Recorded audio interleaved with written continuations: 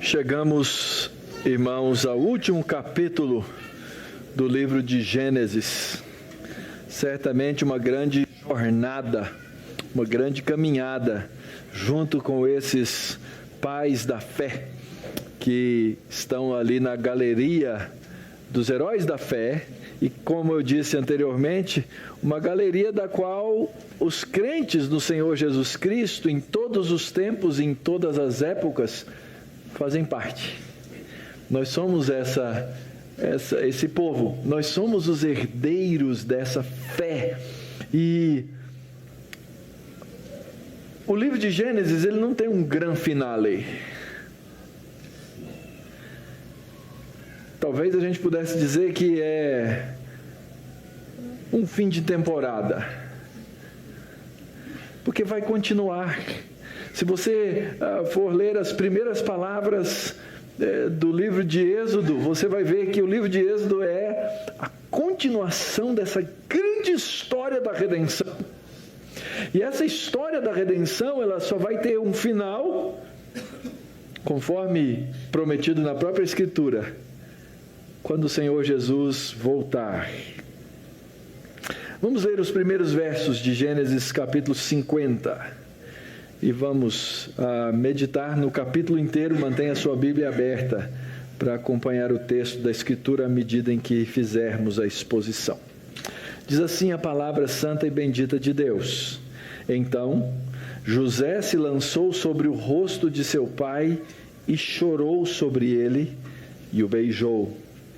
Ordenou José a seus servos, aos que eram médicos, que embalsamassem a seu pai, e os médicos embalsamaram a Israel, gastando nisso 40 dias, pois assim se cumprem os dias do embalsamamento.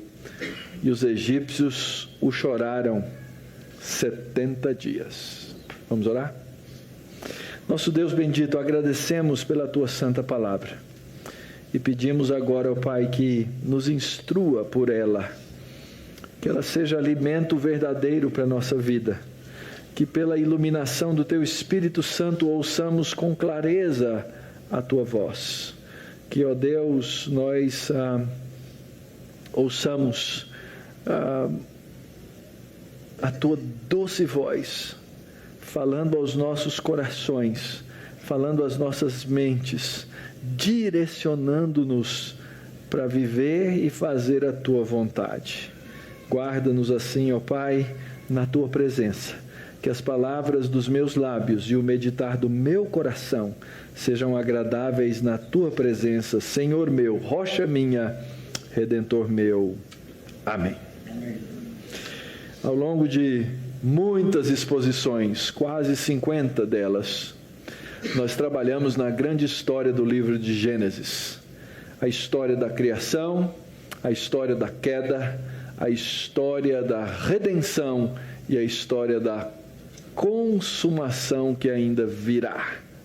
O livro de Gênesis contempla as 3 primeiras partes de maneira muito objetiva e olha para a 4ª, assim como toda a Bíblia. Em toda a Bíblia, nós ficamos olhando de longe essa consumação que virá.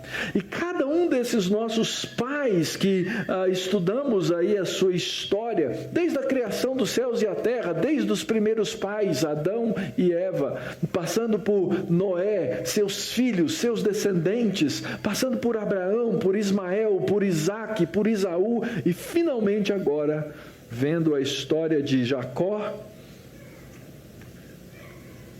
lemos sobre a sua morte, no último verso do capítulo 49, quando o texto diz que Jacó acabou de dar as determinações a seus filhos, recolheu os pés na cama e expirou, e foi reunido ao seu povo.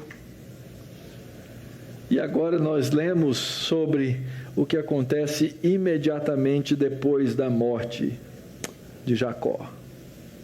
Pode ser que, olhando para esse gráfico que temos aqui diante dos nossos olhos, pensemos, poxa vida, esse livro é uma história sobre, então, Adão, Noé, Sem, Cão, Jafé, Terá e etc. E à medida em que a gente vai trabalhando o texto da Escritura, a gente vai descobrindo que essa história não é sobre esses homens especificamente, mas é a história de Deus para eles. É a história de Deus para o seu povo. É a história de Deus para a sua igreja, que começou a partir do Jardim do Éden e que continua no nosso século e que continuará até a consumação dos séculos. E ao longo dessa história nós descobrimos muitas coisas. Ao longo dessa história nós descobrimos muitas verdades. Nós descobrimos sobre a maravilha da criação de Deus e nós descobrimos sobre a ruína do pecado e da morte. Nós descobrimos sobre o ato de Deus dar vida e de como o pecado trouxe a tristeza e a dor e a realidade da morte. O último capítulo que vimos exatamente terminou com a morte de Jacó. O capítulo 50 vai terminar com a morte de José. E vimos um capítulo atrás do outro ao longo dessa história, narrando a vida, a morte e a providência de Deus. Como é que você encara a morte, querido? Morte é um negócio que a gente não gosta. Morte é um negócio que a gente não gosta de falar a respeito. Não é verdade? A gente fala sobre a morte, a gente, às vezes até numa brincadeira, ai, cala a boca, para com isso, não fala disso. Não devia ser assim. Nós deveríamos ser muito mais sábios em nos preparar para a morte. Até porque a morte, a gente se acostuma com ela, mas ela não é natural. Não era para ser dessa maneira. Nós lemos aqui imediatamente a reação de José, que chorou sobre a morte do seu pai e o beijou no seu leito de morte. Essa semana eu tive uma experiência com a morte. Um amigo eu chamava os pais dele de pai e mãe, ele, um filho legítimo, me mandou um e-mail. Querido Mauro, mamãe foi para sua casa eterna nessa tarde.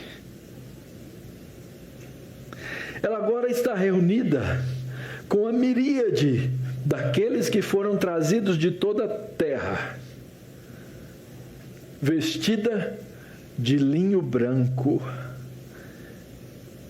e lavada no sangue de Jesus. Um coro jubilante canta ao Deus Todo-Poderoso assentado no trono e ao Cordeiro vitorioso, a Ele toda a adoração. Deus trouxe salvação e fez coisas maravilhosas. Quem não poderá te exaltar, ó Deus Rei dos Reis? Por favor, passe a notícia para todos aqueles que ela amava no Brasil.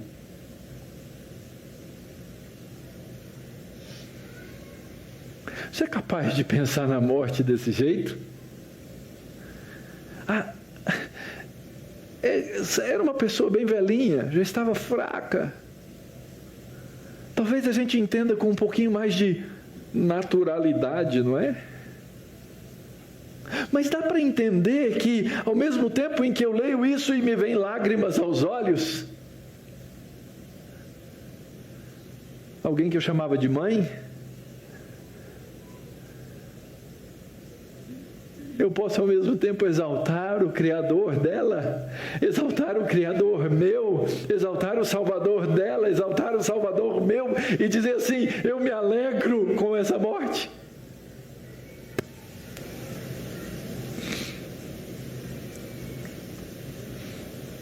Eu respondi na mesma hora para ele: querido Chuck, nós nos regozijamos de que ela esteja agora com o Senhor Todo-Poderoso. Nós o adoramos pela salvação dela e pelo testemunho da bondade de Cristo sobre a vida dela. Nós cantamos ao Senhor por sua bênção sobre essa vida que foi tão frutífera. Sim, falarei aos nossos amigos e também eles poderão adorar o Senhor pela sua bondade. Ela e papai estão agora no lugar aonde eles pertencem eternamente. O mesmo lugar que desejamos estar. Com Cristo e a sua igreja triunfante. Por favor, dê nosso abraço em toda a família. Morte. Se Cristo não voltar, queridos, todos nós enfrentaremos a morte. A grande pergunta é como nós estaremos preparados para enfrentá-la. Essa é a primeira coisa que nós aprendemos aqui com essas lágrimas derramadas por José sobre o corpo morto do seu pai. Diz o texto que José ordenou a seus servos, eles estavam no Egito, eles são os mestres do embalsamamento. Nós temos alguns dessas múmias até hoje sendo descobertas. Tantos séculos depois, José mandou cuidar do corpo do seu pai. Os médicos embalsamaram, e é interessante que o texto vem e diz: embalsamaram Israel. No verso 49, no verso 33 do capítulo 49, diz que Jacó morreu. Agora Israel é simbolicamente sendo embalsamado. Diz o texto que eles gastaram 40 dias e depois mais 30 dias de choro, 70 dias de luto. Faraó, que era o principal homem do Egito, o luto por ele era 72 dias. Essa era a posição importante desse servo que chegou no Egito, reconhecido com uma expressão tão importante da sua presença, porque ele foi o pai daquele que Deus mandou para enviar, para abençoar o Egito.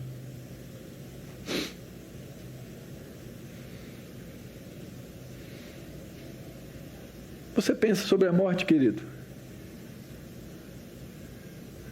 Você tem a consciência clara de que a morte pode chegar para qualquer um de nós a qualquer momento? Que nós não conhecemos a vontade de Deus? Às vezes a gente brinca muito, porque a gente tem vontades e a gente faz declarações que não correspondem àquilo que é a verdade de Deus. Alguém fica doente. Qual deve ser o meu compromisso como cristão por alguém que fica doente? Orar pela cura. Mas eu não posso sair declarando e dizendo para essa pessoa: olha, Deus vai te curar amanhã, Deus vai te curar hoje, você vai sair dessa. Eu não sei. Na melhor das hipóteses, eu posso chegar para um irmão ou uma irmã e dizer assim: olha, minha vontade é que Deus te cure, e eu posso pedir para Ele que Ele te cure. Mas não deixe de estar preparado para encontrar o seu Criador. Porque nós não sabemos de fato o que Deus vai fazer. Essa morte talvez seja uma daquelas mortes que a gente encare como natural. Morreu cheio dos seus dias, depois de tanto sofrimento, como Jacó passou por toda a sua história, depois de tanta graça recebida na sua própria vida, chegou um tempo que chegou a hora de morrer. Mas não é assim com todo mundo. Não é assim na história de todos nós. Não é assim na história da nossa família. E a morte sempre vai gerar em nós algum tipo de lágrima. Às vezes mais dolorosas, às vezes menos dolorosas. Mas o fato é que nós precisamos estar prontos para a morte. E como eu disse, a não ser que Cristo venha antes da nossa morte física, todos nós vamos nos encontrar com Ele. Mas é interessante, esse cuidado do corpo aqui é muito significativo. Por que esse cuidado do corpo aqui é muito significativo? Porque nosso corpo não é uma coisa desprezível para Deus. Nosso corpo faz parte daquilo que nós somos. E nós temos uma promessa clara na Escritura, de que o nosso corpo será ressuscitado. E que nós vamos viver eternamente como seres humanos que somos, com corpo. Você não vai virar um fantasma. A Escritura diz que na ressurreição nossos corpos serão transformados. E eternamente, como seres humanos completos que somos, homem ou mulher. É interessante, você nunca vai deixar de ser aquilo que você é aqui hoje, macho ou fêmea. Você vai viver, se salvo por Cristo, eternamente, com um corpo que não vai ter doença, com um corpo que não vai ter imperfeições, com um corpo que vai servir de uma maneira plena para glorificar o nome de Deus e que vai te dar plenitude de vida. Mas a primeira lição que eu queria deixar marcada aqui nessa manhã com vocês, queridos, somos igreja, e como igreja e povo de Deus, nós precisamos estar preparados para a realidade da morte. Todos os outros que nós lemos aqui nessa história, em algum momento morreram. Todos. Entretanto, nós vemos em diferentes momentos da história a esperança da ressurreição. Todos eles morreram esperando essa ressurreição. Alguns falam assim, no Antigo Testamento eles não tinham esperança da ressurreição, não entendiam bem esse conceito. Acho que é uma tolice. Talvez nós não tenhamos a formulação exata da doutrina da ressurreição no Antigo Testamento. Mas eles tinham a mesma esperança, eles aguardavam a mesma ressurreição no mesmo Senhor Jesus Cristo. E esse é o exemplo de Hebreus 11 a respeito de Abraão e o sacrifício do seu filho Isaque. Lembram? Diz que ele fez o quê? Ele estava disposto a sacrificar o seu filho porque ele acreditava na ressurreição. A nossa vida aqui é uma vida de peregrinação. Esse nosso corpo que deve ser por nós nutrido e cuidado, na verdade, antes da ressurreição, ele é como uma casa temporária. Mas é esse corpo que será ressuscitado. E na ressurreição nós continuaremos a ser aquele que nós somos, com um novo nome, é verdade. Um nome de santidade. Mas ressuscitados pelo Senhor.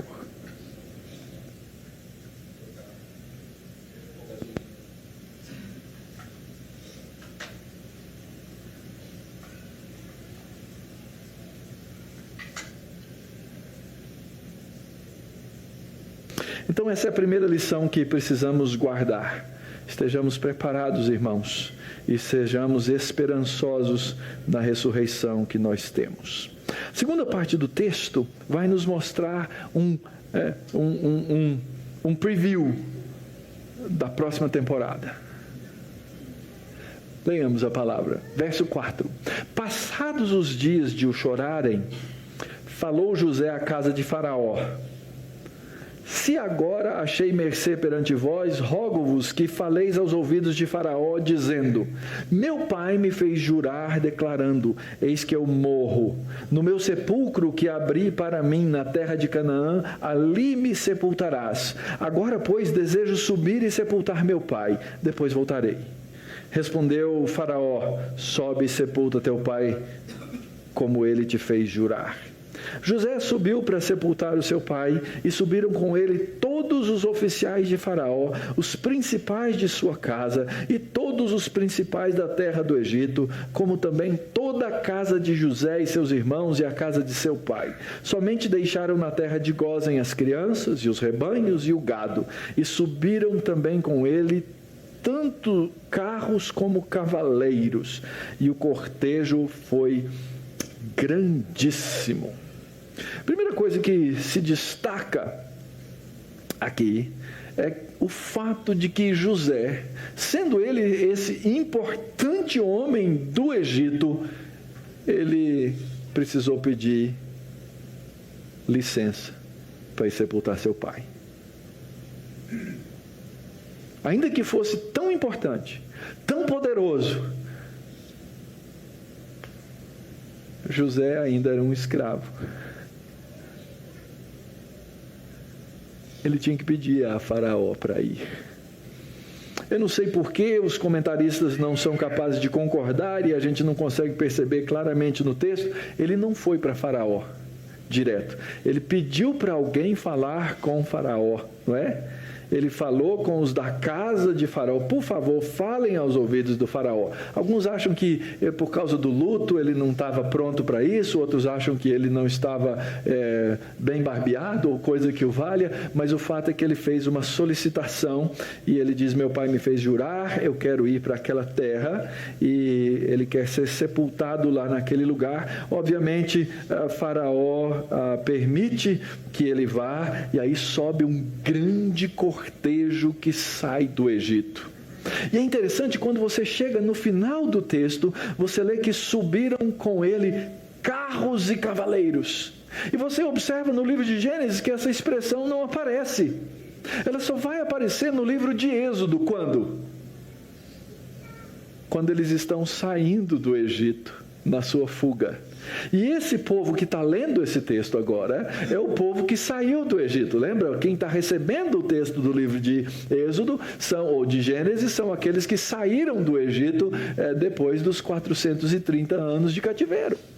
Quando essas palavras são colocadas ali e eles veem um grande cortejo saindo daquele lugar, um grande cortejo acompanhado de carros e cavaleiros, um cortejo grandíssimo, oficiais de Faraó saindo, eles têm aí a capacidade e a oportunidade de fazer uma conexão, quase que apontando para frente, daquilo que viria a acontecer 430 anos depois. Com um detalhe: o que vai acontecer aqui é que eles vão seguir um caminho não natural da saída do Egito. Para você sair do Egito e ir para onde eles iam, na terra de Canaã, tinha um caminho reto, direto, era só subir ao longo da costa, chegava em Canaã, quebrava a direita, chegava no lugar onde eles queriam chegar. Mas eles foram pelo outro lado, e adivinha qual foi a rota que eles tomaram? A mesma rota que depois vai ser a rota seguida pelo povo quando eles saem lá do cativeiro no Egito. Essa procissão, esse funeral, ele era algo que antecipava algo que ia acontecer 430 anos depois, num pequeno êxodo que aponta para o futuro êxodo da casa de Israel saindo do Egito para a terra prometida. Terra prometida para quem, gente? Para Abraão, para Isaac, para Jacó e para os filhos de Jacó. O pequeno êxodo acontecendo aqui, quando o povo atravessa o mar e chega na terra prometida. E aqui então vamos encontrar um primeiro ciclo encerrado nessa história. Diz que eles chegaram, pois, à eira de Atade, que está além do Jordão. Fizeram ali grande e intensa lamentação, e José pranteou seu pai durante 7 dias. Tendo visto os moradores da terra, os cananeus, o luto na eira de Atade, disseram: grande pranto é esse dos egípcios. E por isso se chamou aquele lugar de Abel-Mizraim, que está além do Jordão. Fizeram-lhe seus filhos como lhes havia ordenado, levaram-no para a terra de Canaã e o sepultaram na caverna do campo de Macpela, que Abraão comprara com o campo por posse de sepultura, a Efron o Eteu, fronteiro a Manre. E depois disso voltou José para o Egito, ele e seus irmãos, e todos os que com ele subiram a sepultar o seu pai. José obedeceu a Jacó e ao pedido final do seu pai. Qual era esse pedido? Eu não quero ser sepultado aqui nessa terra estranha. Deus fez uma promessa para os meus pais. E essa promessa que ele fez aos meus pais é de que eu habitaria a terra de Canaã. E Jacó estava comprometendo o seu corpo àquela terra. Ele queria ser ressuscitado naquela terra e ele queria voltar àquele mesmo sepulcro aonde o seu pai foi enterrado. Talvez alguém imaginasse assim: eu acho que ele talvez quisesse ser sepultado com a esposa que ele mais amava, Raquel, né? Só que Raquel não foi sepultada nesse lugar. O compromisso dele era maior com a terra. E ele foi sepultado ao lado de Lia, na verdade, porque Lia havia sido sepultada, a primeira esposa havia sido sepultada nesse lugar. E ele prefere ser sepultado lá, ser sepultado junto com os seus pais, naquela terra que Deus havia prometido. Se você lembra da leitura que nós fizemos em Hebreus, você lembra que diz assim: e eles morreram sem ter obtido a promessa. Ora, o que isso significa, irmãos? Em diferentes níveis, uma das coisas que isso significa é o fato de que até esse momento eles tinham um pedacinho da terra de Canaã. Era mínimo, era esse lugar que havia sido comprado como uma porta de esperança por Abraão e depois pelos pedaços de terra que seus filhos compraram naquela terra. Eles tinham só esse pedacinho, mas eles estavam como que dizendo assim: nosso pé está fincado lá, nem que seja na morte, nós estamos ali representados. Ele preferiu receber um funeral na terra da peregrinação do que um imenso funeral pomposo no Egito.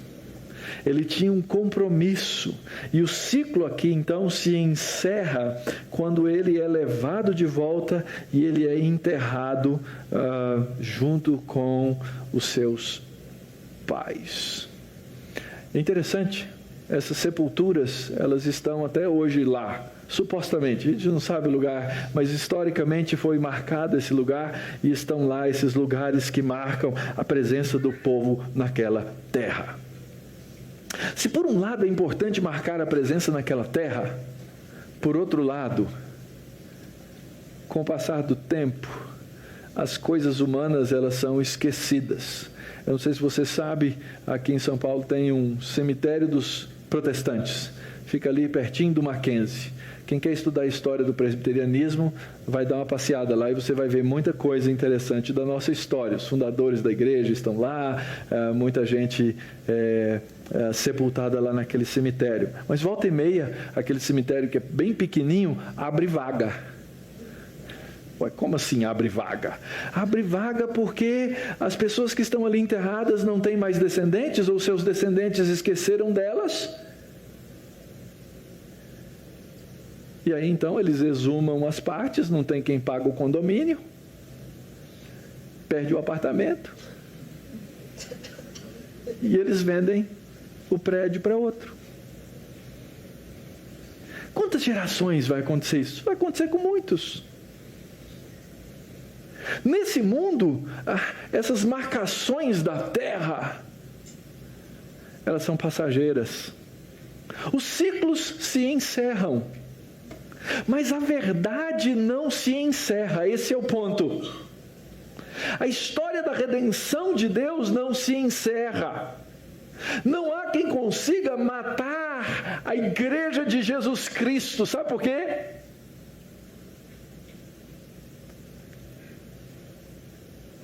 Porque ele não permaneceu na sepultura. Ele ressuscitou. Os mortos não fazem a história, os vivos fazem a história. Essa é a grande diferença da história da igreja e da história das instituições. A história das instituições é feita por homens mortos. A história da igreja é feita por um Senhor vivo. Os ciclos humanos se encerram. O ciclo divino vai até a consumação e até depois da consumação. Essa é a nossa esperança.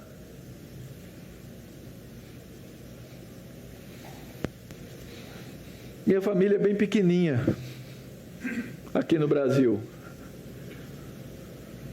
Eu devo ter muitos parentes em outros lugares do mundo, mas a gente não sabe nem quem é. E esse nome, Meister, é mais ou menos o Silva lá na Alemanha. Tem para todo lado.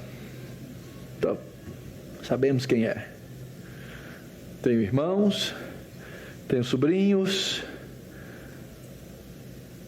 Minha mãe já vai para o 7º bisneto, acho que é o 7º, ou já foi para o 7º bisneto. Sabe-se lá até quantas gerações vai ser contado na terra a história de uma família? Ele não sabe. Mas a história da igreja não acaba. E a história da igreja, ela não é mantida por edifícios, ela não é mantida por monumentos, ela não é mantida por gente gloriosa, ela não é mantida por estados, ela não é mantida por finanças, ela é mantida pela palavra de Deus. Essa palavra não morre. O ciclo da palavra de Deus não cessa, porque o Senhor da igreja é um Senhor vivo. O que é que a gente traz à memória? A gente traz à memória a fé daqueles que vieram antes de nós. Sabe por quê? Porque esses irmãos que vieram antes de nós e que viveram aqui, hoje, estão em outro lugar, vivos. Eles não estão mortos. Eles morreram na peregrinação da terra, mas eles estão com a igreja do Senhor Jesus Cristo, como a história que eu contei no começo, da senhora Harriet van Groningen. Ela morreu sim aqui nessa semana, no seu corpo físico, mas ela se ajuntou com uma igreja imensa, uma igreja que é eterna. Então, ainda que os ciclos humanos se encerrem, o ciclo da história da redenção não cessa e não passa. Aqui na terra, queridos, a gente continua a viver. E a maneira como nós vivemos, aqueles que ainda não foram levados, aqueles que ainda não morreram, depende muito de como exercitaremos a fé. E se existe uma coisa que é detratora da fé, chama-se o medo. É o que nos ensina a próxima seção desse texto. Verso 15. Eles foram lá, fizeram o grande sepultamento do pai, e o texto diz que eles fizeram o quê? Voltaram para a terra do Egito. Foram obedientes a Faraó.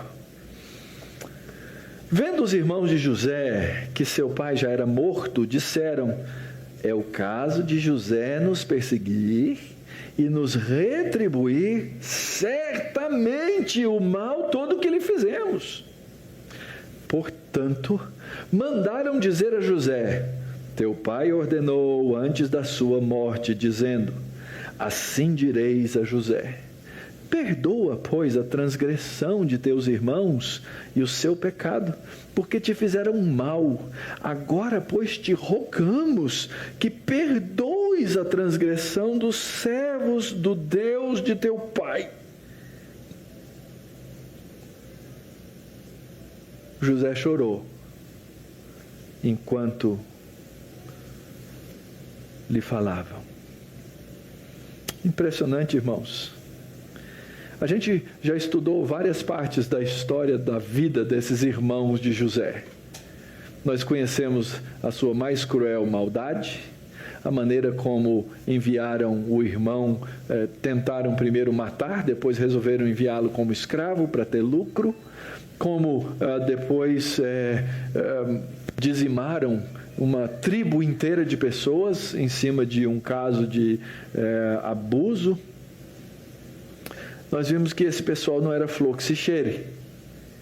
Mas, quando foram recebidos por José no Egito, nós lemos vários capítulos dessa história, aquela tensão entre o reconhecimento dos irmãos por José e vice-versa, até que nós chegamos num ponto no qual ficou notório e claro que José os havia o quê? Perdoado. E agora, o medo, o fantasma do medo vem assombrá-los. E eles chegam então com uma história mal contada, para não dizer que é mais uma mentira, porque não está registrado em lugar nenhum que José tenha dito isso, que Jacó tenha dito essas palavras, trata bem seus irmãos, até porque José já vinha fazendo o tempo inteiro. E eles chegam com essa história mal contada e dizem assim: olha, o papai falou, viu, perdoa a transgressão dos teus irmãos, perdoa o pecado deles. Quando José ouve isso vindo da boca de terceiros, o que acontece com ele? Ele chora. E eu acredito que o choro aqui é um choro de tristeza, porque os irmãos não haviam entendido até agora a plenitude desse perdão de Deus. E quando nós não entendemos que recebemos o perdão de Deus, nós não sabemos também receber o perdão dos outros.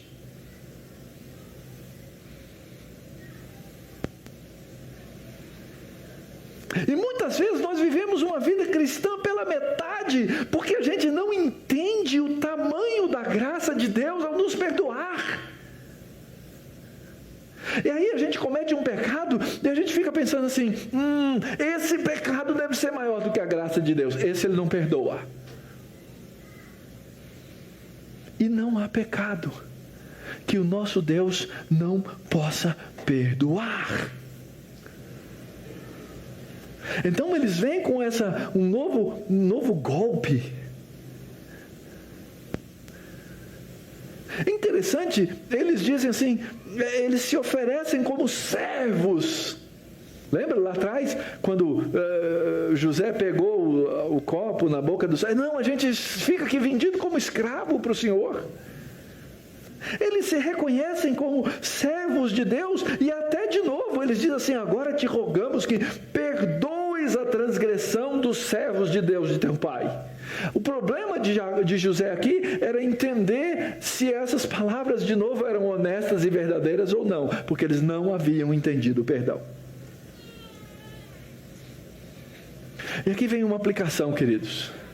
Quando nós não entendemos o perdão de Deus de maneira clara sobre a nossa vida, nós também temos dois problemas. O primeiro, perdoar o próximo. E o segundo, receber o perdão do próximo. É uma coisa difícil. É uma coisa difícil. Eu queria poder dizer, e digo frequentemente, e às vezes em luta comigo mesmo, quando um irmão diz assim: olha, eu errei, eu pequei contra a igreja, eu pequei contra o pastor, e dizer para ele assim: então, meu irmão, isso é coisa do passado. Isso não interfere mais na nossa relação. Isso não interfere mais no nosso relacionamento. Isso não vai determinar a maneira como nós vamos viver daqui para frente. Lembra da oração do Senhor?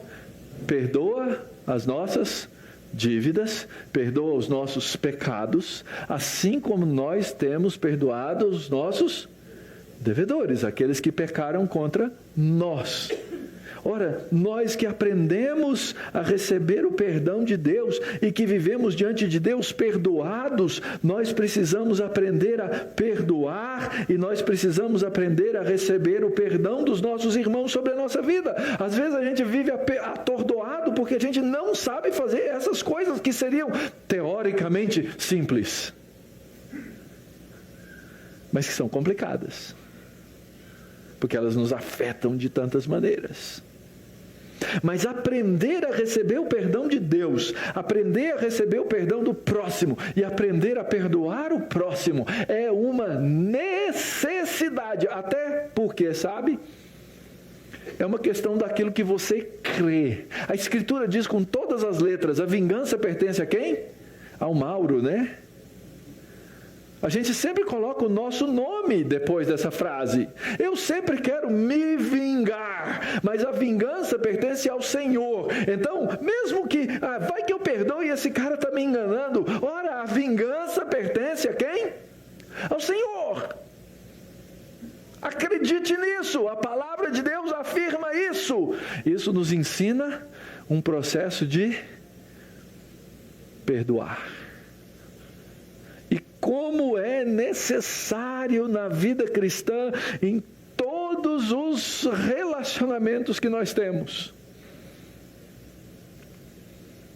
Perdoar e ser perdoado está na essência daquilo que nós acreditamos com relação à nossa salvação.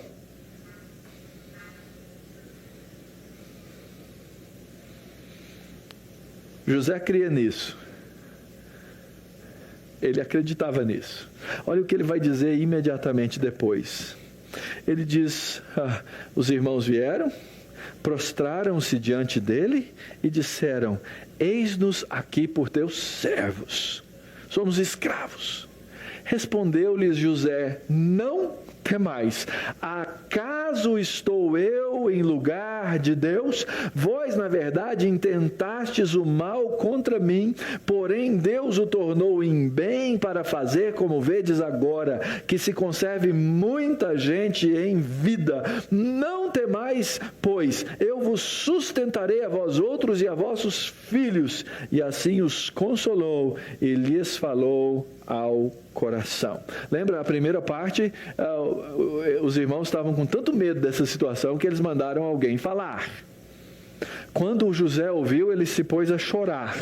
Agora, nessa partezinha, diz que eles agora vieram pessoalmente. E eles falaram. E eles se prostraram. Lembra do sonho de José? Lá no capítulo 37. Quando os irmãos se prostram, mais uma vez se cumpre aquele sonho. Eles se prostram mais uma vez. E ele diz: eis-nos aqui por teus. O que é que o sonho do capítulo 37 implicava? Quando os feixes se curvaram diante do feixe de José, que eles seriam servos. Eles dizem: aqui somos teus servos. E aí a resposta sábia de José, ele diz assim: vocês estão com medo por quê? A vingança não pertence a Deus? Se aquilo que vocês fizeram ao pedir perdão não foi sincero, não se preocupe. Quem vai tratar de vocês é Deus. Sabe fazer isso, irmão? Sabe fazer isso? Colocar nas mãos de Deus. Mas o fulano fez isso contra mim. Coloque nas mãos de Deus. Por acaso eu estou no lugar de Deus? Quem sou eu para não poder perdoá-los? A vingança pertence ao Senhor. E aí no verso 20 nós enxergamos como é que Deus mantém na sua mão toda a história. E eu preciso fazer uma correção aqui na nossa tradução. O verso 20 diz: vós, na verdade, intentastes o mal contra mim. E o nosso texto diz assim: porém, Deus o tornou em bem. Isto não está no texto original. O verbo usado por José é o mesmo verbo da primeira sentença.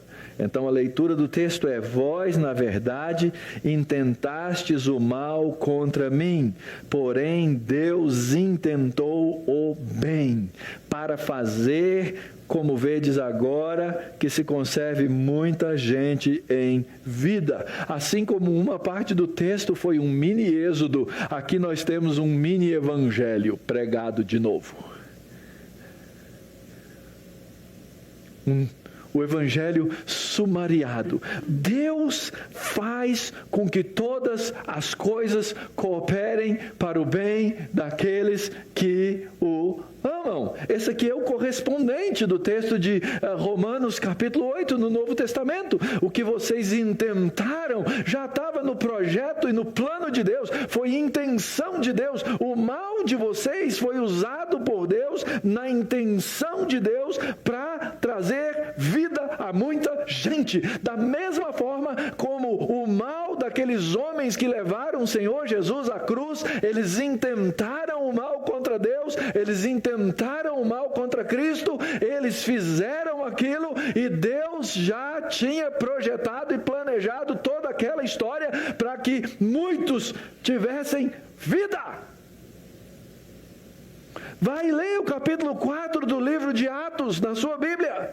E você vai ver no discurso de Pedro exatamente a mesma ideia, o mesmo conceito. Aquele que Deus projetou para morrer na cruz, vocês o mataram. A culpa é deles.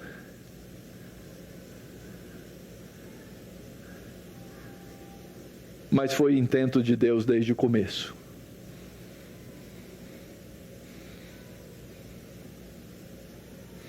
A Escritura dá exemplos dessa maravilhosa soberania de Deus.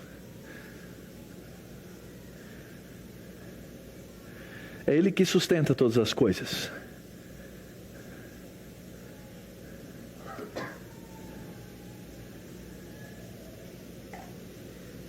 É Ele quem sustenta a nossa história. É por isso que eu posso ir hoje dormir tranquilo, se é que eu vou estar vivo até lá. Percebe? Senhor, eu vou dormir tranquilo hoje, se o Senhor me mantiver vivo. Porque se o Senhor não mantiver vivo, eu vou estar com o Senhor mesmo. De novo, a nossa reflexão a respeito da morte. Nós estamos nas mãos de um Deus poderoso e nós temos que aprender a ouvir essa palavra de Deus e entender que Deus vai fazer o bem. Agora, o bem não é aquilo que a gente imagina. Se eu fosse pegar as minhas categorias de bem, Senhor, eu já tenho todos os meus projetos de bem. Eu quero paz, eu quero conforto, eu quero tranquilidade. Alguns se contentariam em ter um bom emprego, outros não, eles se contentariam em ser rico e não trabalhar.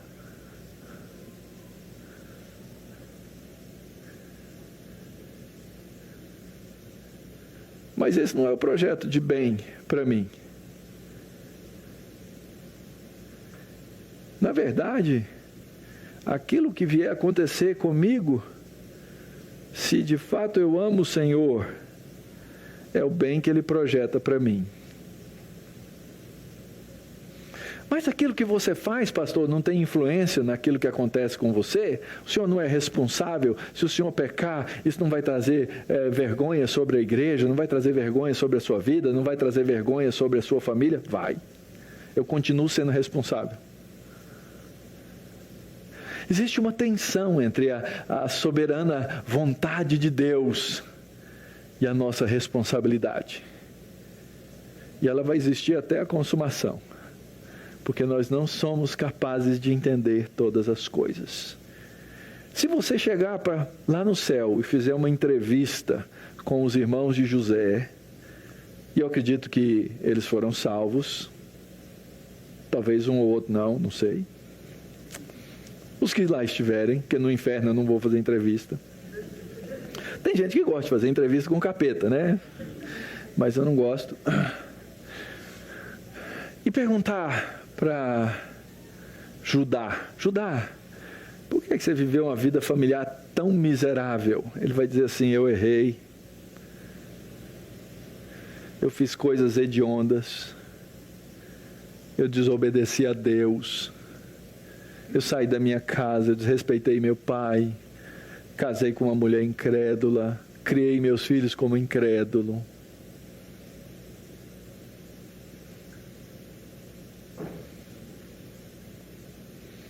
E dessa história hedionda de Judá, Deus pegou uma mulher chamada Tamar e incluiu na genealogia do meu Senhor. Essa é a história da graça, queridos. Se você perguntar para Judá, por que você fez? Ele vai falar assim: porque eu quis, por causa do meu pecado, por causa da minha miséria. Muitos vão responder assim: foi o cão, foi o capeta, mas não foi. Ele ajuda. Mas a graça de Deus não para. A graça de Deus não deixa de operar apesar de nós. A graça de Deus não cansa. A graça de Deus nos arranca das profundezas da morte, para que nós tenhamos vida nele. Então nós nos tornamos sim responsáveis diante de Deus, por querer fazer a vontade de Deus, por desejar as coisas de Deus, por amar o amor de Deus.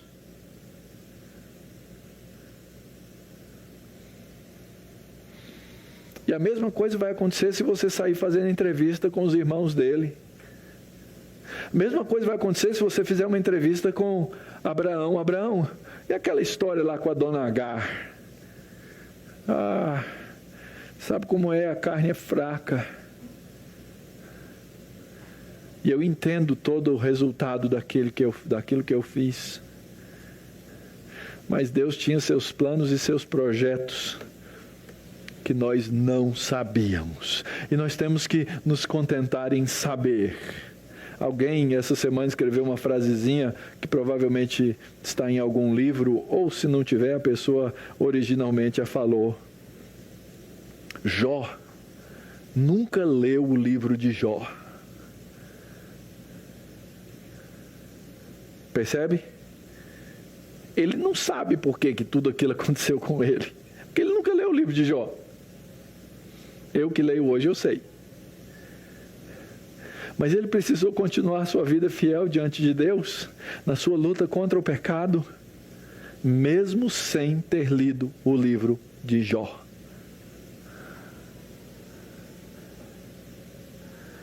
E nós somos hoje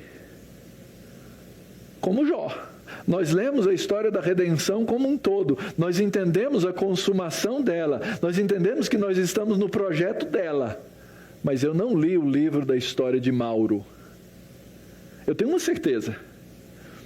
Que eu estou no livro da vida e que eu estou na galeria da fé. Mas qual vai ser a frasezinha que vai estar lá no meio explicando como explicou de Abraão, como explicou de Sara? Eu não sei. Eu não sei.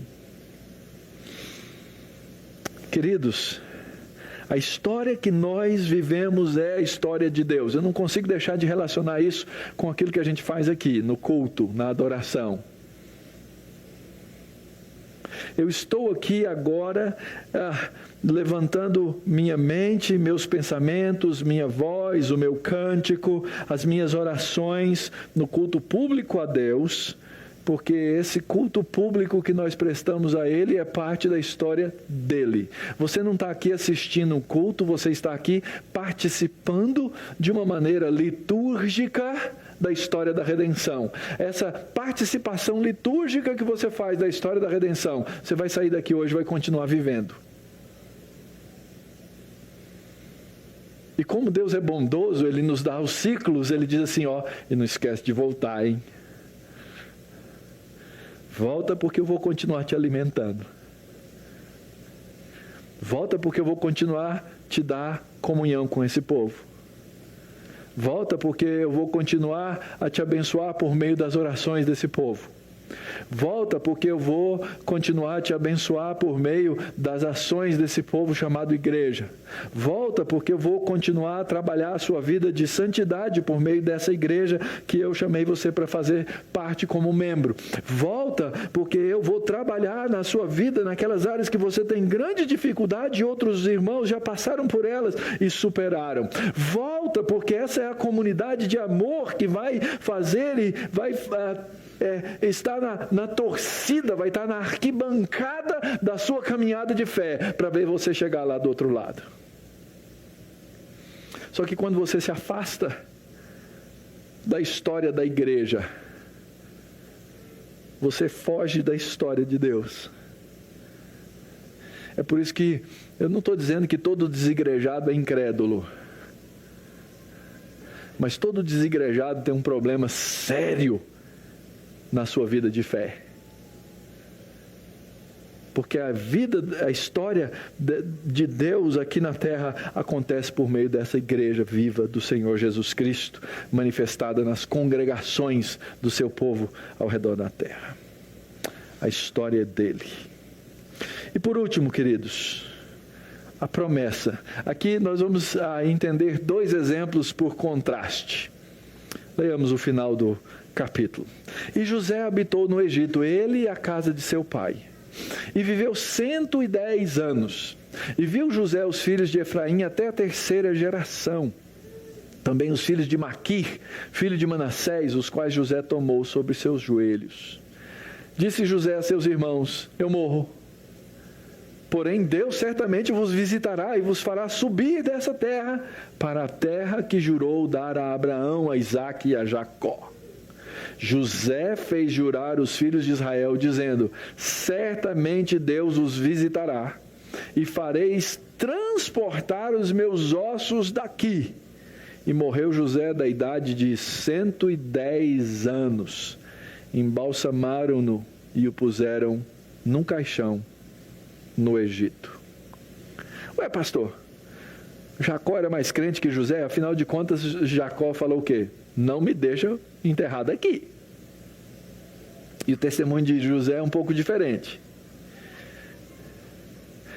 É óbvio que, pelo que é narrado, ele não tinha clareza de todas as coisas que iam acontecer. Ele tinha uma certeza. Ele diz assim: Deus certamente vos visitará. E o que José está dizendo, ou o texto está nos dizendo aqui a respeito de José, é que não adianta ter uma terra sem ter o povo da terra. O que José está nos dizendo aqui é o seguinte: olha, se vocês forem ficar aqui, eu fico com vocês até a saída. Eu fui responsável por vocês chegarem até aqui, ou melhor, Deus foi responsável. Então, manda me embalsamar, vamos fazer uma cerimônia legal, vão me colocar aí num sarcófago legal, vão deixar o meu corpo e os meus ossos provavelmente preservados. Quando vocês forem embora, me levem. Ele só não sabia que ia durar mais uns 400 anos. Mas uma certeza ele tem: Deus visita o seu povo. E essa é a grande mensagem que nós temos em todo o livro de Gênesis. Ao longo de toda a história, Deus visitou o seu povo. Quando você abrir as páginas primeiras do livro de Êxodo, você vai ver isso acontecer de novo.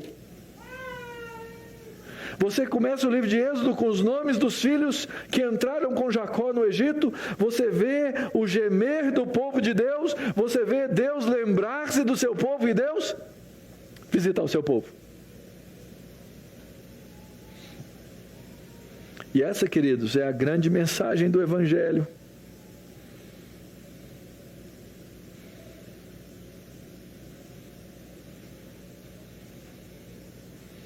Grande mensagem do Evangelho.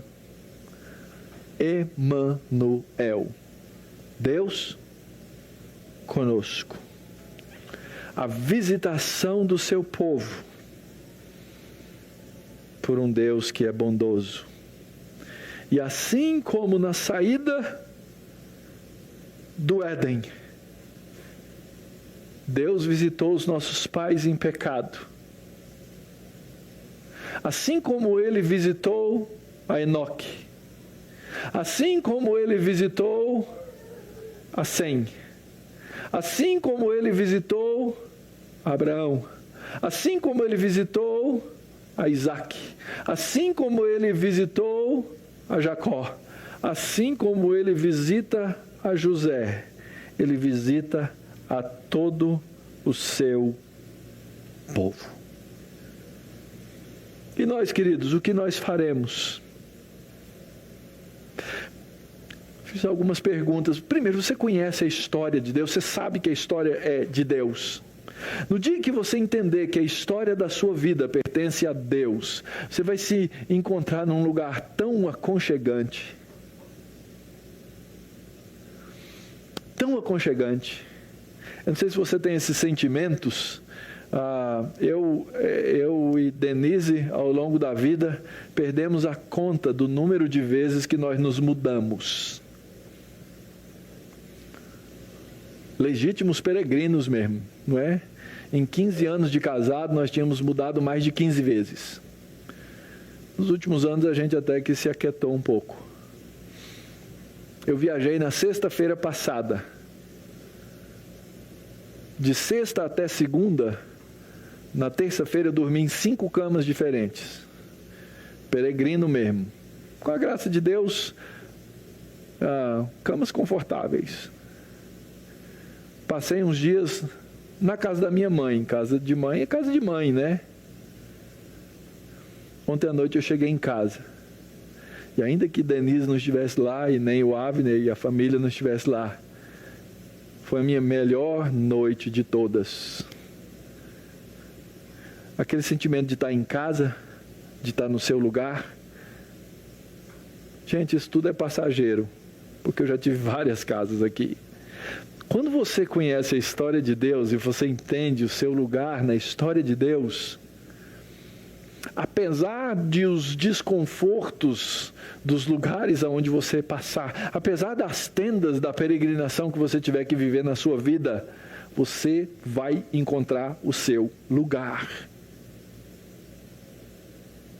Você vai encontrar o seu lugar. Eu sou parte da história de Deus. O meu Deus é um Deus providente. Ele me segura nas mãos da sua providência. Ele me leva pelos caminhos que Ele quer que eu ande. Eu preciso aprender a confiar nele e na sua providência.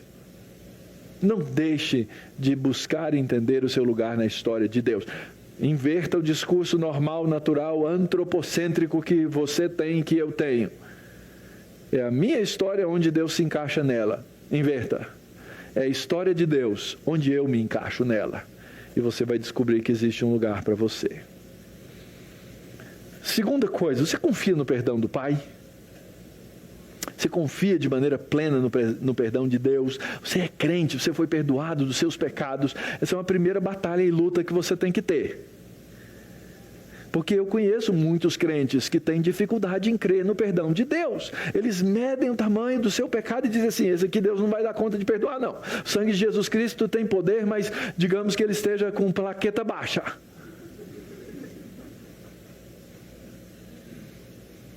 E aí o poder não é tão bom. Querido, o sangue de Jesus tem poder para perdoar todo o pecado.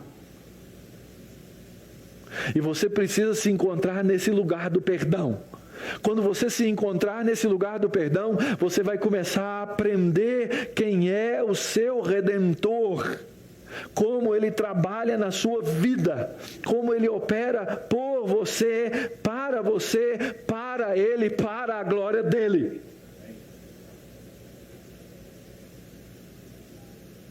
Conheça com clareza o seu Redentor. Você confia na vingança do Senhor? A Escritura diz que Ele é o vingador do seu povo. Isso vai te ensinar o perdão. porque você pode finalmente largar as coisas na mão dele. Dizer: Senhor, é trabalho teu, por isso eu posso perdoar. E por último, você confia mesmo na ressurreição? Você confia que Jesus ressuscitou dentre os mortos? Você confia que Ele disse, que a Escritura ensina, que você também, crente no Senhor Jesus Cristo, será ressuscitado no último dia, quando Ele voltar? Se você confia nessas coisas, você vai aprender que a sua herança não é dessa terra. Você vai aprender que a sua herança não é desse mundo. Você vai dar valor a você, ao seu corpo, aos seus irmãos e ao cuidado de todas as coisas terrenas necessárias, mas eles não serão o seu maior valor. Porque nós teremos algo muito superior e muito maior.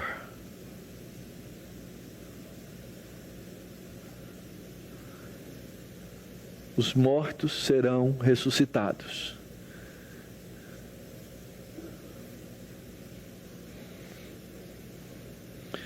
E nós receberemos essas bênçãos do pacto de Deus sobre a nossa vida, conforme a fé dos nossos pais.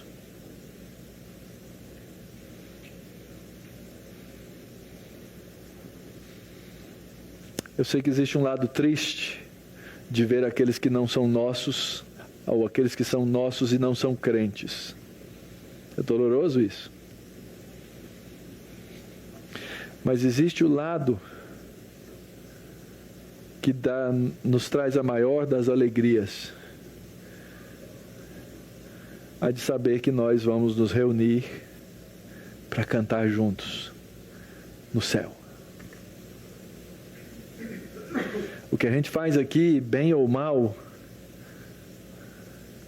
é um parco ensaio de um grande coro do céu, que exaltará a glória, a graça e a providência de Deus de maneira eterna.